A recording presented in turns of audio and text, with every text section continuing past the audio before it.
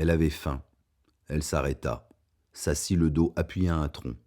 Elle ouvrit son sac pour en sortir une gourde, un morceau de pain, du fromage, une pomme, achetée dans la dernière épicerie croisée tôt le matin sur le port.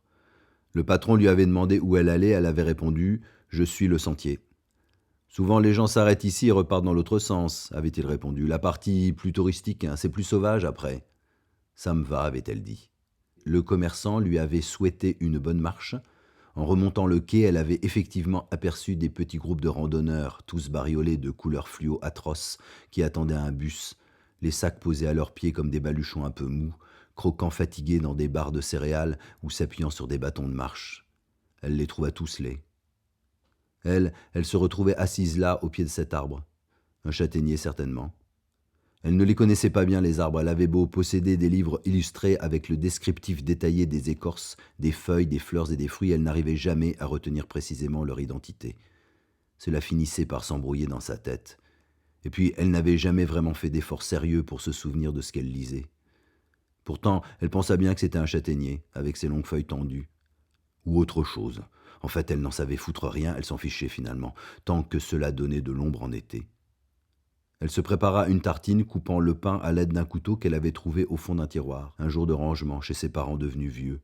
Un couteau avec la lame qui se replie dans son manche, un couteau usé au bois d'olivier poli, portant des entailles et des traces d'usure.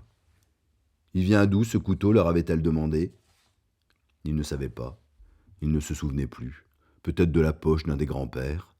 Mais ni l'un ni l'autre ne se rappelait qui pouvait bien le posséder, ils perdaient la mémoire. Il était là dans le fond du tiroir, le couteau, le fond où on ne va jamais, depuis toujours peut-être qu'il appartenait à des ancêtres encore plus éloignés. Parfois on oublie des choses dans le fond des tiroirs, ça arrive.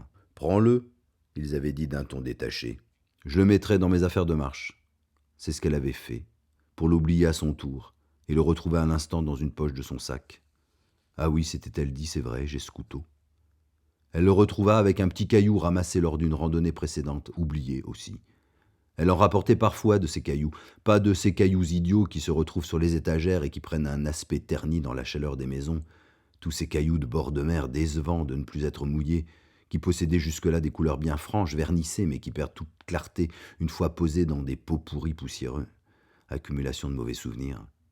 Comme tous ces gens qui font des collections de sable dans des bocaux de verre, avec des petites étiquettes imprimées, ce genre de collection dont ils sont si fiers, et qui le jour de leur disparition encombre plus ses héritiers qu'ils ne les réjouissent.